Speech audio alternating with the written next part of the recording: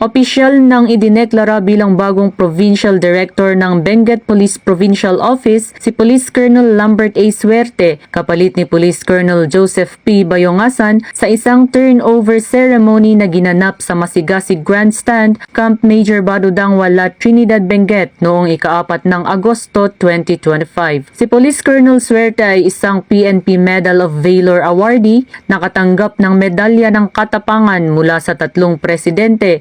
Kinilala bilang isa sa mga most outstanding Filipinos dahil sa kanyang epektibong pamumuno sa serbisyo ng pulisya at sa komunidad. Ang seremonya ay pinangunahan ni Police Brigadier General Erickson Diaz Dilag, Regional Director ng Police Regional Office Cordillera Administrative Region, at dinaluhan ni na Police Colonel Ledon D. Monte, Acting Deputy Regional Director for Operations, Police Colonel Francisco B. Bulwayan Jr., Chief of the Regional Personnel and Records Management Division, ang Benguet PPO Command Group and Staff, police officers mula sa La Union PPO at iba pang mga tauhan. Dinaluhan din ito ni Honorable Melchor D. Diclas, Gobernador ng Benguet, Honorable Benjamin B. Magalong, Alkalde ng Lungsod ng Baguio, Attorney Henry M. Dungala, Acting Regional Director ng NAPOLCOM, at iba pang mga opisyal at miyembro ng Local Government Unit ng Benguet. Tampok sa seremonya ang symbolic transfer of command at ang Property and Equipment Inventory Book